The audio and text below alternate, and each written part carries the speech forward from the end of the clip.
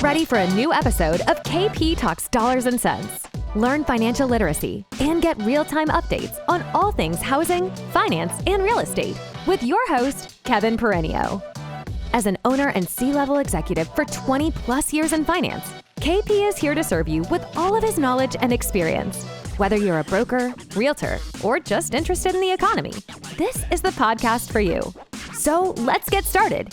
Here's your host, Kevin Perenio.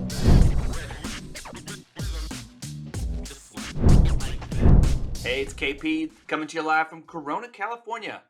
Well, we got a lot to unpack. The first Friday of the month was July 1st, but you know what? The Bureau of Labor Statistics, they kicked it back a week because of one of the greatest holidays we celebrate, July 4th. And so last week on the 8th, Friday the 8th, we had the June jobs report, which is really the second half of May and the first half of June jobs. A lot to unpack. We'll get into the internals, as they're called, and I will triangulate three different fantastic sources. And if you hang around, we're going to talk about why you are myopic and short-sighted, and especially the younger generation at alarming rates. But we'll get into that later.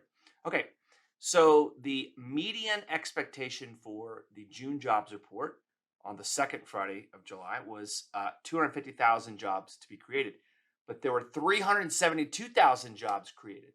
So that's good news, but we have a little good news, bad news here. So good news, strong number. Bad news, still below 400,000. Good news, we're marching towards getting back all the jobs we lost pre-pandemic, pre-COVID. Almost there. Bad news is we have people leaving the labor force. So let's get into what Logan Motoshami, the lead housing analyst at Housing Wire, calls the internals.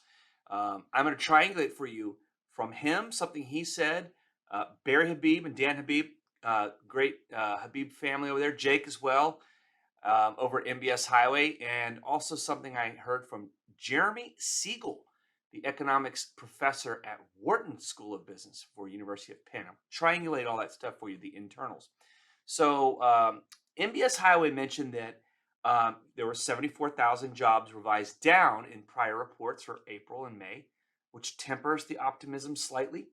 And they also mentioned that there were 315,000 job losses in this June report, but they were kind of masked by the fact that 353,000 people left the labor force. Therefore, the unemployment rate did not change. It's at 3.6%. So that's some internal readings.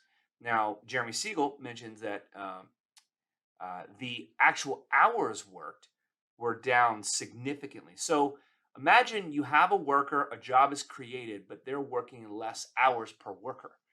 And that reduction in hours worked, if you add them all up, actually is equivalent of thousands of jobs lost. But that's not the way the report works. But that's an internal data point, which is bad news underlying some of the good news. It's like people are looking for bad news, but they're looking for reasons that are pointing to a potential recession, which, of course, if we ever get there, or we're already in one, or if the Fed stops rate hikes, then maybe we'll see interest rates freeze, and then maybe get to a point to where they start coming down, and we'll see some more refinance activity and some more home affordability. Anyway, then Logan Motoshami also mentioned that as a country, we're not really good at creating jobs, and I thought that was a very interesting point. We had a lot of baby boomers leaving the workforce. We had 3 million people in the pandemic leave the workforce completely and just retire early. Some of them have come back because there are 11.35 million jobs open. Now that's down, a few 100,000 from the peak. I believe it's down about 500,000 from the peak in March. So good news, bad news, right? There's still 2 jobs for every one worker that's looking. Of course, workers keep leaving the workforce, and we have people that are retiring. We can get into like the death rate, birth rate, and all that kind of stuff. We can get into that later if I still have time in my 10-minute ramble here, as I'm already 4 minutes in. Okay, big news coming out this week. We've got CPI, the Consumer Price Index, and we have the Producer Price Index. We'll get a look. That's Wednesday, Thursday, and then Friday we get some retail sales. Kind of a flash reading of Michigan Consumer Sentiment Survey. How are consumers feeling? Are they spending in a strong manner. Remember, 70% of the gross domestic product is consumer spending in the United States. And of course, the prices, the input prices for PPI and consumer prices, if inflation's continuing to rise, we have a hot read there. That could be, the green light even more so for the Fed to continue to raise the federal funds rate. Wage price inflation, call it the wage price spiral. As wages continue to go up in this strong job economy that we have, that would keep inflation sticky and persistent, which would give the Fed the green light to continue to raise the federal funds rate, which brings interest rates up on everything. And the consensus after the jobs report last week was that a 75 basis point rate hike will still be done here at the next meeting at the end of the month, which, by the way, we're also getting a reading of Q2 GDP at the end of the month. So tons of data coming out to bring certainty to all of us. So lots of good information coming out for the rest of the week. By the way, I read a very interesting article. It said that Canada has a tight labor market as well, and they're going to raise 75 basis points. So it's not just us, it's all over the world. There was something said in my video last week where I talked about non-QM, and I talked about some of the battles that are faced by non-QM lenders. It also faces jumbo lenders. Those are what's known as private label securities, the PLS market. They are less liquid, there are less buyers, and when you securitize a loan of any type, you close, you fund, you kind of pool a bunch of them together, you take some time to do that, and then once you create your security, then you go out and you sell it on the market. And I mentioned how awful and archaic I thought that our securities, scheduling is. You may have heard of SIFMA. It is the Securities Industry and Financial Markets Association, SIFMA. And it's basically a trade organization that kind of sets out regulations and, it sets a schedule, if you will. I used to help people. I used to trade securities at my last company and help people on our secondary desk and cap markets. So I know enough to be dangerous. And that's what's called a SIFMA schedule for mortgage-backed securities. Basically, when you're pooling, let's say, a August security for a universal mortgage-backed security, there's like a date once a week where you have to continue to take these loans, you close and fund, and you stuff them in a security, so to speak. And over time, as you do that, you make that security whole, and then you can buy to close it, and then you're done with it. You can get rid of that security. Well, Fannie Mae and Freddie Mac and Ginnie Mae securities are highly liquid. Remember, liquidity is what greases the skids and makes our industry, our economy, the velocity of money, turning it over and over within our economy and spending. That is what makes everything go around. And when you've got the United States government, the federal government, the Treasury backing explicitly mortgage-backed securities like they have to the tune of something like, I don't know, would they buy trillions of dollars of mortgage-backed securities? I think there's something like 12 trillion outstanding out there. I think they just bought, they just raised their balance sheet by 9 trillion. So, which includes treasuries, of course. That liquidity keeps that going. So when we had a liquidity halt and freeze back in March of 20 and April 20, in came the Fed to the rescue to create liquidity. Well, the private label securities, non-QM loans, jumbo loans, aka non-agency loans, they don't have that explicit backing. It's all done by private buyers. And so I read an IMF today. They're kind of talking about this topic, much less verbose than me. They basically said, given the amount of time it takes for issuers to accumulate enough mortgages to make a securitization profitable, loans and non-agency MBS often have to season for at least 2 months.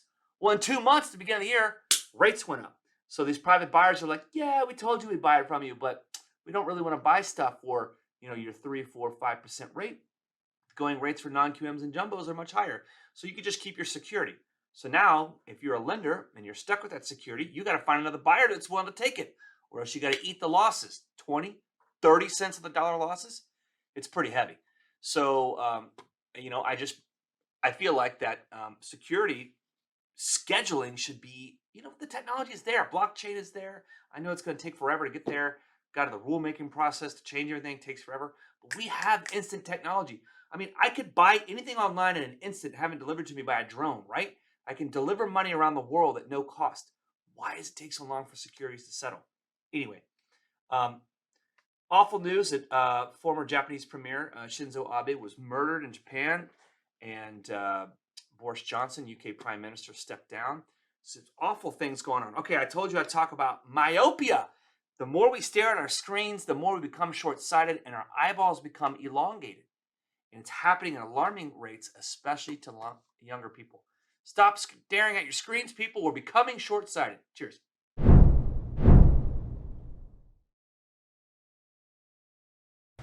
Hey, it's KP coming to you live from Corona del Mar. It's almost Newport Beach.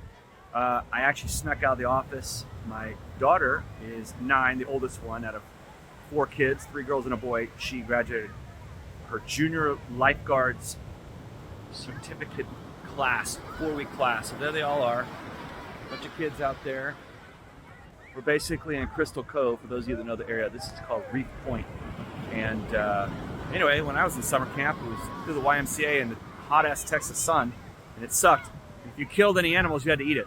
So they don't know how good they have it. Anyway, let's talk inflation. We had some massive reports coming out. I figured my Thursday video, I'd get lucky here and have some scenery. We had a PPI report, which is the Producer Price Index report. And,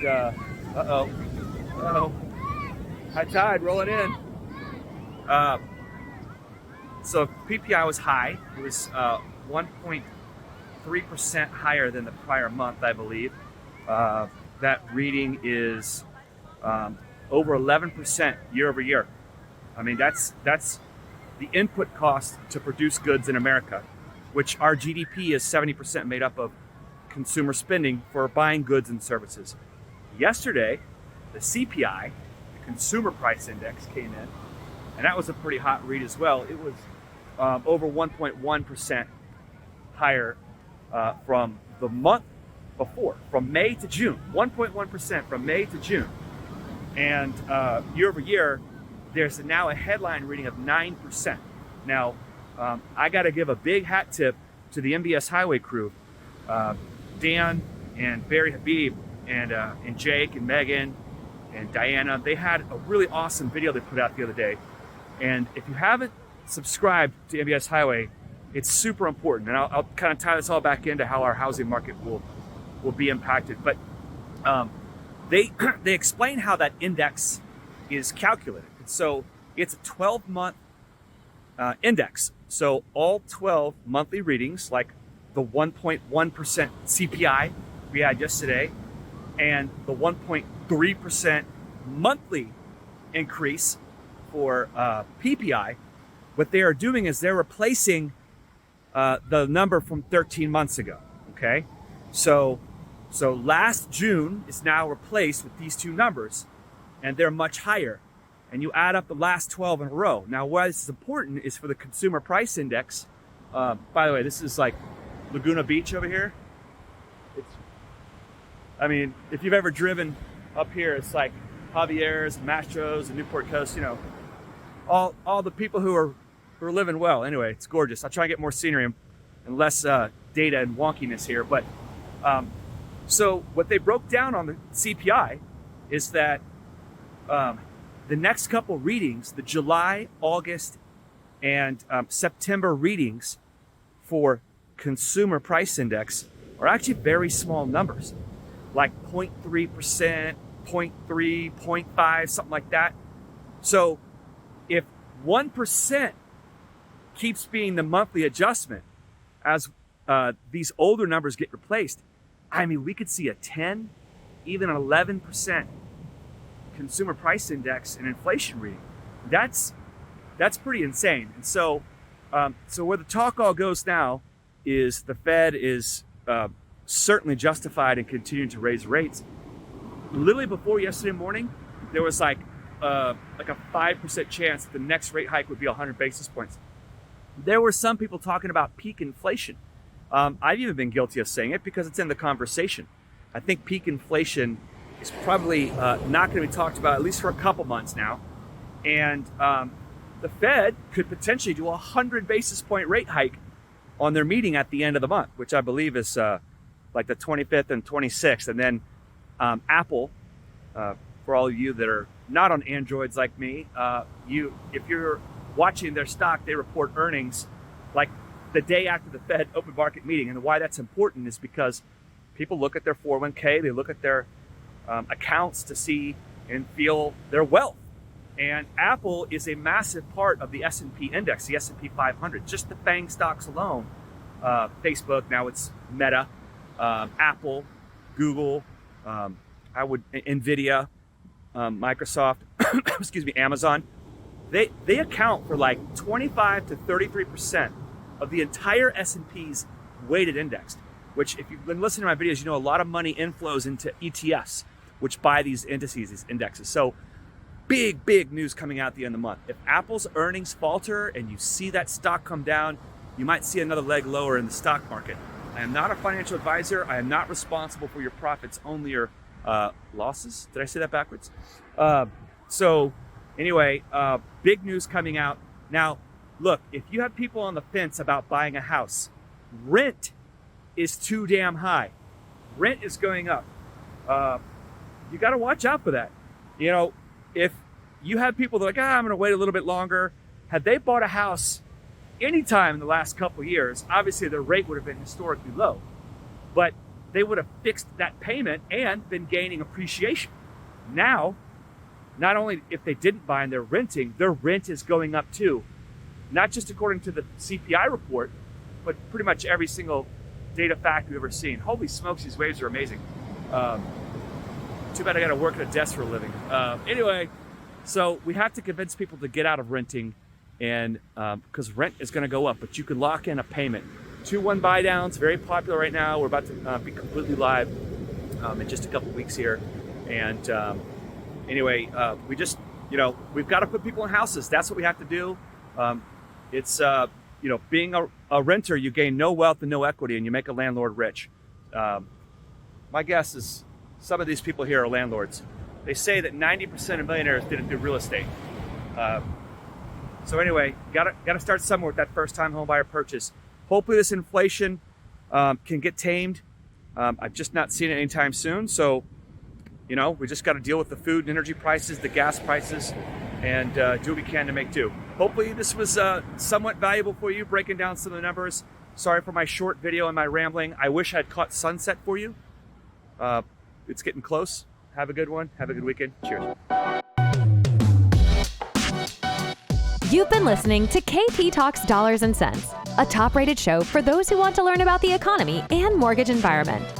Tune in each week for more episodes, and please leave us a 5-star review on Apple Podcasts and Spotify. Kevin Perenio does not render or offer to render personalized investment or tax advice through KP Talks Dollars and Cents. The information provided is for informational purposes only and does not constitute financial, tax, investment, or legal advice. For more info, follow KP Talks Dollars and Cents on all of our social channels.